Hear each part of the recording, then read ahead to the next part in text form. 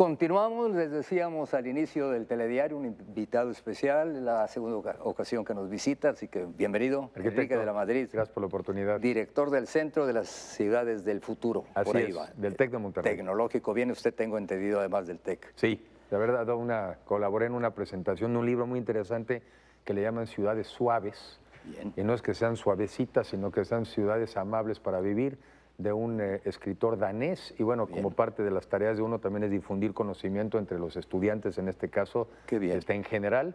Estábamos en el TEC, pero eso se hace también a través de las plataformas del TEC, pues para que lo conozca más gente. Muy bien. Estaba fuera de lo que le quería preguntar originalmente, ya iremos también en el aniversario de su señor padre, ¿Cómo no? ¿verdad? El día de ayer, tengo entendido, Así 10º es. aniversario del fallecimiento. Así es, arquitecto. Que tuve oportunidad de entrevistarlo y pues aquí le recuerdo Son aquí sus Enrique, memorias. ahora voy a conversar con uno de los hijos de don Miguel de la Madrid Hurtado, Así es. presidente de México, periodo 1982-88, que le tocó muy duro todo aquello. Pero le presento la imagen de nuestra ciudad. ¿Qué futuro le ve usted a esta ciudad, Enrique? Vamos, mire, aquí la tenemos en directo a las 19 horas con 32 minutos. Arquitecto, uno de los temas más difíciles hoy en día es el tema del cambio climático, pero es una realidad. Eso es por un lado, ¿no? Y la otra, bueno, pues estos temas se tienen que atender porque al final del día la calidad del aire es muy importante para que una ciudad sea atractiva para vivir, pero también para que sea atractiva para retener talento y atraer talento. Y aquí pues hay mucho que hacer, tiene que ver seguramente en el tiempo, ¿verdad?, de que algunas industrias tendrán que salir de la ciudad, pero también habrá industrias limpias, que son muchas de las nuevas que están viniendo en esta nueva economía del conocimiento que vendrán hacia adentro. Entonces tendrá que haber una transición, pero sin duda esto es algo que no se puede normalizar ni pensar que es bueno vivir así. Aquí nos quieren hacer creer que con 14 estaciones de monitoreo, que las tenemos desde hace más de 5 años, se puede tomar una medición.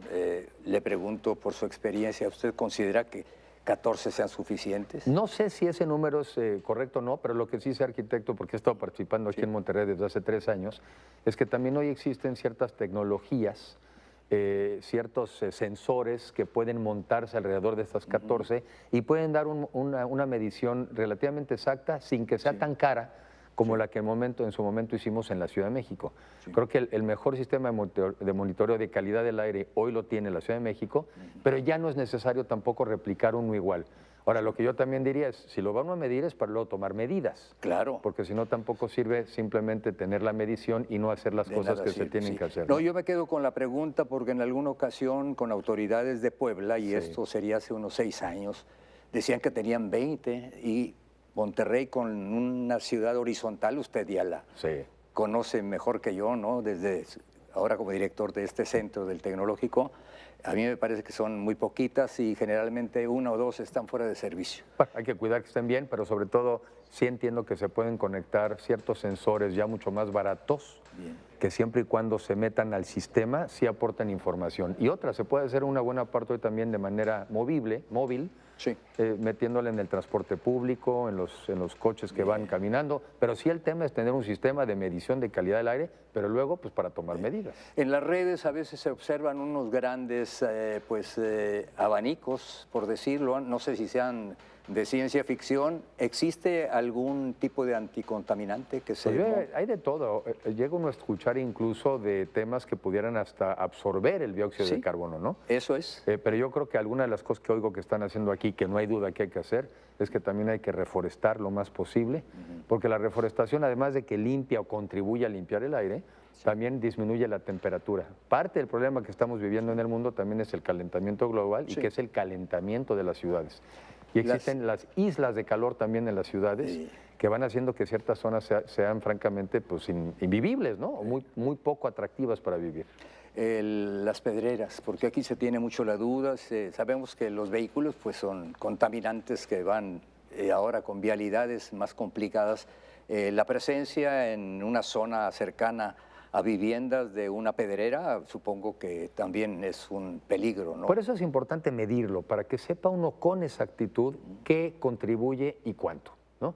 Y al final del día, creo que estas cosas pues tienen que ser a través de una transición, tiene que ser más acelerada, pero obviamente son los coches, obviamente es la industria, también es la construcción, también son nuestros propios hábitos, pero por eso sí es muy importante que haya una medición para que entonces cada uno sepamos cuáles son las acciones que tenemos que tomar. La huella ecológica. Pues sí, dejar la huella y sobre todo también, por ejemplo, en la Ciudad de México, que también traemos ahorita contingencia en la Ciudad de México, pues hemos metido este sistema también de vehículos, ¿verdad?, en donde ciertos días no circulan. Sí. Hay ciudades como Singapur donde prácticamente suben los costos de ciertos días. Ahí quieres transitar, pues te cuesta más, ¿no? Sí. Pero lo que no es bueno es normalizar que la calidad del aire está mal y pues así vivimos. Eso no está bien. Parece que eso está sucediendo aquí entre nosotros. Es la percepción a título personal, la digo, porque aquí casi todos los días, desde hace muchos años, tenemos segmentos dedicados a esto. Sí. Y no vemos que pues progresemos en ese sentido. Pero bueno, la invitación es también en parte por lo que sucedió el día de ayer. Se recordó el sexenio de su papá, don Miguel de la Madrid Hurtado, en años terribles, ¿no? Por señalar alguno, pues en su sexenio el terremoto. El terremoto en el 85. Y luego el terremoto, luego la rehabilitación de todo aquello, pero recibió también con la nacionalización de la banca, que causó pues mucha preocupación, no solo en México, sino fuera del país. Sí. Otro evento también que haya tenido la inflación, seguramente consecuencia de esto, ¿no? Al 100%. Llegó en su peor año, llegó al 167. Déjeme decirle, arquitecto, efectivamente festejamos o conmemoramos, por decirlo así, porque no festejamos, el 10º aniversario de la muerte de nuestro papá. Sí, señor. Pero la familia, los hermanos, lo que decidimos hacer es hacer una página de internet, hacer unas cápsulas y tratar nuestras aportaciones. Vamos a traer los 80s al año 2020. ¿Para qué? Porque es muy importante que los jóvenes, sobre todo, porque es un país de jóvenes, la mitad de la población tiene menos de 29 años, también vean cómo en ese periodo se generó mucho del México de hoy. Y yo digo que es importante conocer el pasado para entender tu presente y sobre todo proyectar tu futuro. De ese gobierno siempre se dice, no, que la inflación y la devaluación. Sí, pero hay que explicar por qué. Pareciera a veces que se simplifica que es que nos salimos del paraíso terrenal y vivíamos todos felices y contentos. La verdad de las cosas es que a finales de los 70s el modelo económico tronó. ¿Sí? ¿Por qué? Porque le apostamos al petróleo, al gasto público y a la deuda externa. Cuando se cayeron los precios del petróleo y subieron las tasas de interés, el país quebró. Sí. Entonces no es cierto que este modelo que ahora le llaman neoliberal fue como una salida voluntaria del paraíso. Nos expulsaron, arquitecto. ¿Quiénes? Nos expulsaron. Valdría la pena, bueno, también para las nuevas generaciones, ¿verdad?, que escuchan pues muchas versiones de lo que ha sido la vida política del país y piensan que todo lo que sucede ahora va a cambiarlo, y pues eso se pensó en su momento. Yo le recuerdo el libro de Disputa por la Nación. Sí. ¿Se acuerda usted de Cordera? Y luego con él otro autor que también fue funcionario público, que había el nacionalismo revolucionario y lo que se consideraba el neoliberalismo. Sí. Y luego vienen y adjudican a su papá que con él se inicia el neoliberalismo, no tanto con López Portillo. A quienes piensan eso, ¿qué les dice usted? A ver, sí se inicia otra vez, el modelo económico, nomás para dar algunos datos, unos datos. México tenía precios del petróleo hacia finales de los 80 como de $100 el barril, a dólares de hoy, para comparar. Sí. Incluso el presidente López Portillo en ese entonces dijo que íbamos a tener que aprender a administrar la abundancia. Un año después, los precios del petróleo cayeron de 100 a 70, y después en el 88 cayeron de 70 a $27. Y ahí uno diría, bueno, ¿y eso qué? No, sí era muy importante, porque el 75% de nuestras exportaciones en ese entonces, arquitecto, eran petróleo. Estaba petrolizada la economía, se entonces, decía. Y casi el 40% de los ingresos del gobierno eran del petróleo. Entonces, cuando se te caen los precios del petróleo, se te caen las exportaciones y se te caen los ingresos del gobierno.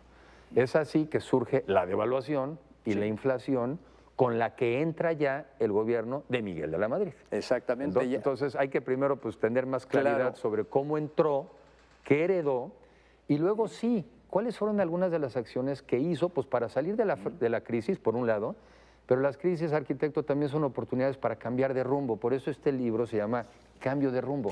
A eso voy, que hay muchas coincidencias entre esa década y esta que pues estamos ya a 4 años, ¿no? A 8 años de que, se gestó. Yo bueno, creo 3 años del nuevo gobierno sí. más los anteriores 6, ¿no? Yo creo que el México de hoy necesita un cambio de rumbo. ¿Hacia dónde? Porque usted dice que ni la izquierda, ni los de izquierda, ni la derecha, la clásica, aquella denominación Sí. que se decía. Entonces, ¿por dónde sería esto? Y algo que me lleva otra vez a esto de la devaluación del 82, que causó pues la destitución del señor Jorge Díaz Serrano. O sea, ahí hubo castigo a quien se equivocó, Sí. a pesar de que eran grandes amigos, jugaban tenis, tengo entendido, ¿no? Sí, sí, o sea... Pero ahora eso a veces no se observa, como que es más laxa la relación y se defiende a ultranza a algunos funcionarios que no han demostrado ni capacidad ni lealtad. Pues sí. Digo, por señalar Sí. hacer una analogía de esa década y la actual.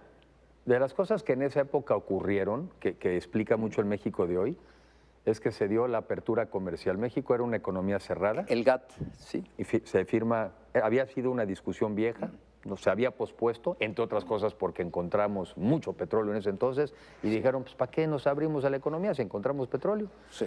El problema fue otra vez que cuando caen los precios del petróleo, nos encontramos con una economía petrolizada. Entonces, una de las formas de salir de la crisis, pero de encontrar un nuevo motor de la economía, fue entrar al GATT. Y ese después fue el antecedente de que ya en la administración del presidente Salinas, del TLC. Hoy México es, por ejemplo, el 7º productor de vehículos en el mundo, pero el 4º exportador. Hoy en día estamos dentro de los 6 países principales exportadores de la industria aeroespacial. Sure. Somos de los principales productores y exportadores de alimentos. Entonces, cuando nos quieren contar este cuentito, arquitecto, de que este país es un desastre y que todo lo que se hicieron los años anteriores es un desastre, primero es una falsedad y segundo, no se está reconociendo ¿Desde el cuándo esfuerzo. se está promoviendo eso ya abiertamente y que puede confundir a las nuevas generaciones? Dígalo Pues así abiertamente con la entrada de López Obrador. Ese ha sido el discurso de esta administración. Sí, de Morena. Sí, desde la campaña. Y siguen todavía a casi 4 años de distancia, siguiéndole echando la culpa al pasado. Imagínese usted que va a un doctor y a los 4 años de que a usted no lo cura, le siga echando la culpa al médico anterior, pues va a usted tener que cambiar de doctor. ¿Qué errores usted observa en estos 3 años?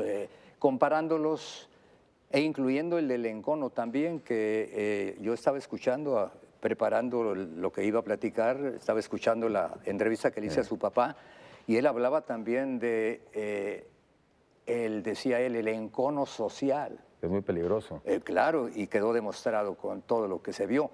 Ahora existe de nuevo ese encono social. ¿Cómo salir de esta confrontación que vivimos todos los días desde temprana hora de la mañana en contra de los que se considera, no se piensan y no se consideran dentro de la 4T? Primero no es ¿Qué hacer ahí? Primero, no es democrático cuando no se respeta el punto de vista de alguien que piensa diferente. Entonces, aunque se digan democráticos, quien no respeta la opinión de otra persona no es democrático. Pero ¿qué hacer, arquitecto? Yo creo que reconocer que el país no puede salir de sus problemas ni aprovechar sus oportunidades si no lo hacemos dialogando y platicando juntos con respeto. No hay forma. Sí. Siempre que el país se ha peleado, ha perdido. Pero aquí este encono no viene nada más de un lado hacia acá. Lo vemos no hay que entrarle. Y en sectores muy importantes, ¿no? Que directa o indirectamente también están oponiéndose a todo lo que quiere reformar el gobierno del señor López Obrador. No es malo el debate, arquitecto, cuando se trata de debatir las ideas. Es más, debe haber un debate de ideas. Por ejemplo, yo pienso y pensé en su momento que es una muy mala idea la reforma eléctrica que propuso el presidente. ¿Está bien? Pero entonces debatamos las ideas, no nos desacreditemos como personas. En un país no tenemos todos que pensar igual. Lo que sí tenemos la obligación es de tratarnos con respeto. Sí. Me decía una persona una frase bonita que dice, duro con las ideas, suave con las personas. Bien. Y así es como nos debemos de entender. ¿Qué hacer ante esta reforma inminente al INE? Porque ya está siendo promovida y creo que hacia allá va mucho de lo que estamos escuchando. Desaparecer al Instituto Nacional Electoral. Sería un error. Y que vuelva otra vez el gobierno a convocar, a desarrollar y a calificar las elecciones. Vamos a poner más 2 temas. Llevamos 4 años prácticamente de crecimiento económico negativo. 8 millones más de pobres.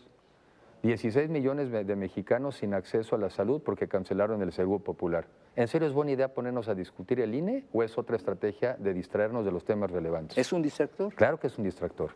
Entonces yo creo que los mexicanos debemos de concentrarnos en nuestros problemas y ahí es donde tenemos que poner foco. ¿Cuáles son desde su punto de vista? Economía, una economía que no crece, una economía que ya lleva, si sumamos los 3 años y medio, el crecimiento, si sumamos los 3 años. Pero la pandemia tuvo que ver mucho en esto. Tuvo que ver algo, pero el primer año del gobierno no había pandemia, ya no crecía el gobierno, la economía. Y ya nos dijeron que ya podemos considerar que se acabó la pandemia y no crece la economía. Entonces no es la pandemia. Y también cada gobierno atendió el problema de manera diferente. El otro tema es la inseguridad, arquitecto. Pues lo que estamos viviendo en México es un desastre. ¿Qué no es más importante eso que ponernos a discutir sobre la existencia del Instituto Nacional Electoral, que sí funciona?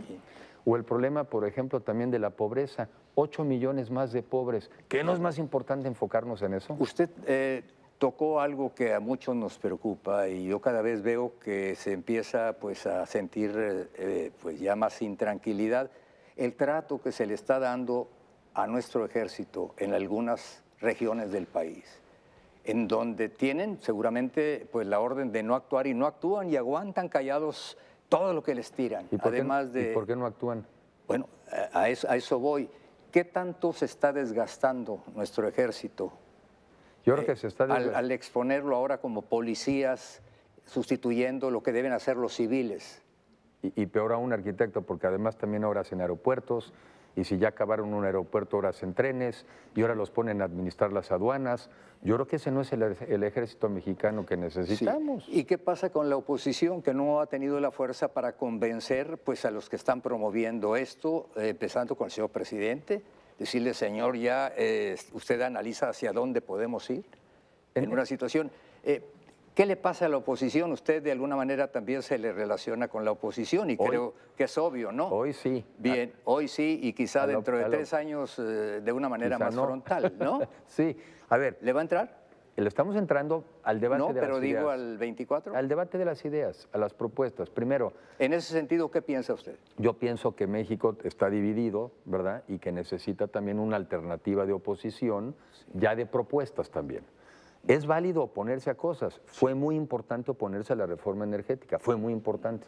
Es muy importante oponerse a la reforma en materia electoral, es muy importante, pero también ya es importante generar una alternativa de hacia dónde podemos construir los mexicanos, en donde todos quepamos y donde ya no sea un discurso polarizante. Mira, yo decía en mis palabras de ayer, decía, a ver, ¿qué más enemigos que la pobreza extrema, que la inseguridad?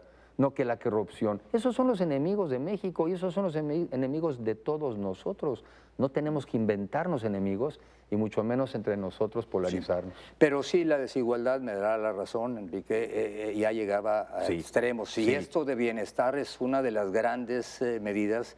No empezó el presidente con esto, lo sabemos, pero ha aumentado la cantidad que se otorga a familias de escasos recursos económicos, a personas con discapacidad, a los jóvenes que no tienen futuro, sembrando futuro, pues les ha dado muy buen resultado. Tengo yo esa referencia del sureste del país, quizá no en esta parte. O sea, hay también bondades en ese programa. No, sí, a ver, y una de las cosas que el presidente ha hecho muy bien, y creo que sobre eso hay que construir, es que ha generado, yo creo que ahora sí en la sociedad, en diferentes niveles, una mucho mayor conciencia de que permitimos que generáramos una sociedad demasiado desigual. Ese, a mi juicio, ha sido la principal aportación del presidente en la sociedad. Y yo digo a veces, lo digo sinceramente, digo, en eso él ya cumplió. Pero creo que donde ya no van tan bien es en el aterrizaje de las intenciones. O sea, son buenas intenciones, pero con malos resultados. ¿Ejemplos? Pues eso, que tiene la intención de un país con menos pobres y ya van más 8 millones de pobres. Pero ¿qué tanto influye? Esto es lo que también escuchamos, el entorno, la guerra de la invasión a Ucrania, ahora lo mencionan mucho, ¿eso no? A todos los presidentes les tocan problemas y tienen que asumir su responsabilidad. Y no se trata de un reparto siempre de culpas y yo nunca soy responsable de nada, nada. Ha habido muy malas políticas públicas. Me preguntó usted otro de los temas. El encono y el conflicto entre el gobierno y el sector privado del país. ¿Usted cree que va a crecer una economía en un país donde no se respetan las inversiones? ¿Usted cree que va a crecer una economía donde el primer acto de gobierno fue la cancelación del aeropuerto internacional de Texcoco? Que digan lo que digan, hoy tenemos un peor aeropuerto que antes y nos costó casi el doble. Estamos pagando, ¿verdad? Pero está inundado donde lo querían hacer. No, lo inundaron, que es diferente. ¿Qué? Lo inundaron. ¿Quién? Pues el gobierno actual. ¿De veras? Ah, no, pero absolutamente. ¿Sí? Le enseño fotos de cuando se estaba construyendo y le enseño las fotos de ahora. Ahora resulta que apareció el agua, ¿no? Entonces, mi punto es, no se trata solamente de tener buenas intenciones, lo que se trata es de generar buenos resultados. Y no se trata de todo el día andarle echando la culpa al pasado y nunca asumir de que uno es responsable de nada. Pues eso no está bien. Eso también sí lo escuchamos con frecuencia en muchas voces. ¿Usted cree que se unificará la oposición y ya no irán cada partidito por su pues parte de lo que es el pastel del periodo 24-30, 2024-2030? Es decir, ¿se podrán de acuerdo el PAN? Usted sigue siendo el PRI, tengo entendido. PAN, PRI y PRD es prácticamente un hecho de que van juntos. Eso es un hecho. MC. Ahí es donde estará un reto, pero yo espero que digamos, en los próximos meses se logren encontrar elementos para encontrar esas coincidencias. Si la oposición va junta, sí puede ganar, siempre y cuando además tenga una propuesta que valga la pena ganar. Con esas cuatro... Sí, corrientes, o sea, PRI, PAN, PRD, Movimiento Ciudadano. Sí, de hecho, si usted suma hoy en día en el Congreso de la Unión, si usted suma esos 4 partidos, tienen 2 millones más de votos que el partido en el poder y sus aliados. ¿Por qué no los han usado hasta ahora? Ya los usaron para la reforma energética. La primera vez que lo hacen. No le voy a decir por qué, arquitecto, porque todavía tenemos un sistema en México que es de sobrerepresentación. Entonces, teniendo solamente el 44% de los votos el gobierno y sus aliados, tiene más del 55% de los asientos en el Congreso. O sea, tenemos un sistemita que hay que arreglar. O sea, como decía aquí un candidato, sí se puede. No se debe. Bueno, muy bien. Voy a la parte final de las verdades que se convirtieron en mentiras de lo que fue el sexenio de su señor padre. De esas mentiras que se dieron. Porque yo tengo por ahí también una respuesta muy interesante que habla, desde mi punto de vista, de la hombría de su papá, al decir, no se culpen a otras personas, como se acostumbra escucharlo mucho en los últimos tiempos, no años, tiempos. Sí. Yo di la orden. ¿Le parece sí, por favor. Viene en un libro que se publicó, que se llama 50 años en el mundo de la noticia, y en donde se incluyó esa entrevista que yo le hice a su papá, el año 2004, cuando vino a presentar. Y cuando le dejó a usted este libro. Cuando lo vino a presentar, claro. Exacto, Cambio de rumbo. Sí. Si son tan amables, podemos reproducir cuando le pregunto sobre la caída del sistema, de la que se han escuchado 1000 historias. Adelante. Y finalmente, la famosa caída del sistema, de la que le han preguntado mucho, pero creo que ahí quedó en la elección del 88 para algún sector de la opinión pública nacional, que fue una caída que ocultó un resultado que hablaba de un triunfo virtual de Cuauhtémoc Cárdenas, que por cierto aquí viene una fotografía de usted y él cuando él era gobernador de Michoacán, ¿verdad? Sí. ¿Qué fue lo que sucedió? Esto pues se ha responsabilizado al senador Manuel Bartlett, pero luego usted dice que no, que usted dio una instrucción al senador Bartlett. Lo que pasó ese día de las elecciones es que las autoridades del Registro Federal de Electores habían prometido que se darían informaciones hacia la medianoche de ese día. Pero sobreestimaron la capacidad del sistema. Y entonces los primeros resultados que llegaron al centro efectivamente favorecían a Cuauhtémoc Cárdenas. Yo consideré que esa tendencia no iba a prevalecer cuando ya se recibieran los resultados del resto de la República.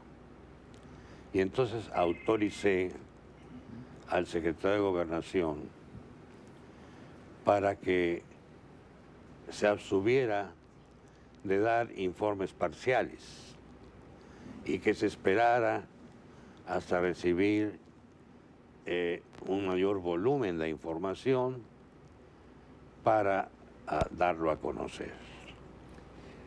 Para terminar, agradeciéndole mucho su tiempo, señor licenciado Miguel de la Madrid, para usted, ¿ganó realmente Carlos Salinas de Gortari esa elección? Sí. Con esa pregunta nos despedimos. No, a ver, no habría, yo no podría interpretar lo que dijo porque así lo dijo. Efectivamente, primero, en ese momento las autoridades electorales anunciaron que esa noche iban a poder dar los resultados, pero legalmente seguía siendo obligatorio hasta el miércoles de esa semana. Y es verdad también que ese día los primeros resultados que llegaban eran los de la Ciudad de México, que eran los cercanos. Sí. Sin embargo, sabían ellos por información que tenían, pues que faltaba el famoso voto verde también del país. Sí. Ese tardaría más en llegar y en la medida en que llegara iba a equilibrar los resultados. Entonces yo creo que lo que hicieron, que eso pues lo podrán discutir si está bien o mal. Sí. Lo que hicieron, les dijeron, si nosotros dejamos que estos resultados, los primeros que son favorables, en este caso al ingeniero, pues ellos van a decir, ya ganamos y nadie nos va a creer cuando llegue en el resto que la elección cambió. Y le voy a dar el mejor ejemplo de por qué yo sí creo esa explicación. Porque ahora que ya tenemos el famoso PREP, ahora que yo lo vi en la elección del presidente Calderón y lo vi en la presidencia. Que viene a ser para las nuevas generaciones. Que viene siendo este sistema digamos, que te va dando los resultados preliminares. Preliminares. Y que yo ya lo he hecho todas las noches. Así ha sido el resto de los sexenios. Sí. La primera votación que llega de las ciudades. La primera que llega es la de la Ciudad de México. Sí. Y ve uno, yo he visto, ¿verdad?, como una elección del presidente, por ejemplo, Calderón o del presidente Peña, siempre iba primero, los votos de la izquierda iban ganando. Iban ganando. Sí. Y cuando empiezan a llegar el resto de los del país, empiezan a bajar. Porque ellos eran gobierno en estas... Más bien, ¿no? porque lo que aquí yo creo que mi papá explicó es que esos resultados desde ese entonces han favorecido a los gobiernos de izquierda. Sí. Y el sistema hoy en día que ya tenemos, que en ese entonces no, ahora ya aprendimos a que los vemos subir y cuando van llegando el resto de los votos, los vemos bajar. Sí. Pero en el ambiente de ese entonces, haber digamos, revelado que esa era la tendencia, hubiera hecho imposible después decir que en su momento ganó el presidente Salinas. Y los datos a mí me hacen sentido, le voy a decir también por qué. Mi papá ganó con el 70% de los votos en su momento. Sí. El presidente Salinas arriba del 50%. Y el presidente Peña por ahí del 30 y tantos. Sí. Entonces me creo yo esa tendencia. Sí, ¿sí? Caída libre. Caída libre, pero también una caída, digamos, gradual. Entonces yo sí creo que la explicación fue, no quisieron revelar una información que iba a dar una percepción de un éxito que en el fondo no era sostenible cuando llegara el resto de la información del país. Nada que interpretar, aquí solamente explico lo que dijo. Sin la relación fraternal. No, porque lo dijo, ahí está la explicación. Claro, para mí la interpretación es de que su papá fue muy hombre. Eso sí. Y dijo, yo no le echen la culpa a Manuel. Sí. Y ahí está Manuel cargando con ese, ¿qué viene a ser? Sí, bueno, ya el tecnicismo de si se cayó el sistema o no, quién sabe de dónde salió la palabra. Dicen que del señor Diego Fernández de Ceballos, dicen las malas lenguas, pero digo, él ha cargado con que usted fue colaborador del sistema e hizo ganar al presidente Salinas. También creo que faltó un poco de visión de decir, bueno, repito, no estaban los sistemas de ese entonces como los tenemos ahora. Hoy sí podemos, es más, lo vimos en la consulta pasada. Sí. Pudimos ver el mismo día de la consulta. Exacto. Pudimos ir viendo cuánta gente iba votando. Yo creo que hubo una buena intención de dar información, pero después sobre la marcha se dieron cuenta que esa información que iban a dar iba a acabar teniendo un uso político que iba a ser adverso a lo que iba a acabar siendo la verdad. Sí, y sumado al encono que se vivía, pues hubiera sido peligrosísimo. Pues se dijo que había gente inconforme que quería ir a tomar Palacio Nacional. Que ya estaban juntos. Y el ingeniero Cuauhtémoc Cárdenas dijo, tranquilo, ¿no? Y que ya estaban juntos para declarar también la victoria. Y al final del día, bueno, pues, finalmente un reconocimiento también del ingeniero, pues que siempre ha sido una persona seria y responsable. Pero esa es la explicación, ¿eh? Muy clara. Nomás para entender, son dos cosas diferentes. Oye, ¿el sistema se operó bien o mal? Esa es una conversación. Sí. ¿Ganó o perdió el presidente Salinas? Esa es otra. Yo estoy convencido de que ganó. Pues igual que su papá así lo dijo, ¿no? Pues yo así lo veo también. Bueno, pero a veces ya dicen que ganó alguien y no aceptan el triunfo. Razón de más para que este sistema que ha pasado todas esas pruebas, ¿no? No regrese a estar en manos del gobierno. No vayan. Parte del tema en esa administración es que las elecciones todavía las administraba el gobierno. Parte de los cambios del México de ese entonces es que por eso se creó después un Instituto Federal Electoral independiente ciudadano. Es más, le voy a poner una pregunta. ¿Usted cree que si creyeran que les hicieron fraude, hoy Eliseo Barlet sería el director de la Comisión Federal de Electricidad? Pues yo creo que no. Ahí habría también que seguir platicando otra media hora, pero nos dicen que vamos a un corte que tenemos programado. Gracias, gracias por la invitación. Le agradezco mucho y bueno, pues un saludo también a su hermano. Sí, los otros... Él no está en la política, ¿no? Los otros 4 hermanos estuvimos todos, pero uno de ellos, sobre todo Gerardo, le tocó mucho responsabilizarse del tema de las páginas, de las cápsulas. E invitamos a la gente, si me permite, por favor. México, migueldelamadrid.org. México, migueldelamadrid.org. Y ahí se mete uno y ve uno las cápsulas. Si tiene uno dudas, pues hay que meterse ahí. Ya está. A partir de, entonces es México. México, migueldelamadrid.org. Y me imagino que van a venir aumentando también el número y el tono ya de estas cápsulas. Las cápsulas ya están hechas, 7 de 10, esas ya están hechas. Sí, pero conforme nos acerquemos al 2024, ¿cómo se ve? Y con eso terminamos. ¿Cómo se ve usted el mes de julio del 24? El mes de julio 24, pues ya todavía nos falta mucho para 2024. Eso. Ahora me veo sumándome con ideas, con propuestas, tratando de construir una visión de un México posible, de un mejor México. No me gusta el que veo, no me gusta la tendencia. Sí reconozco que permitimos un país muy desigual, pero no se sale de este problema a base de golpes ni de pleitos. Esa no es la forma de salir de nuestros problemas. ¿Contra quién le gustaría? ¿Contra el señor Ebrard? ¿Con la señora Sheinbaum? Con que cada uno logre presentar la mejor opción posible para que tengamos el mejor México posible. Sin izquierdas ni derechas. Yo creo que no estamos ya en esa división. Yo creo que tenemos que generar una mezcla, un México que progrese, que crezca, que genere empleo, pero también con mucho más sentido social y que sobre todo sepamos repartir mucho mejor oportunidades, que es lo que todo el mundo necesita.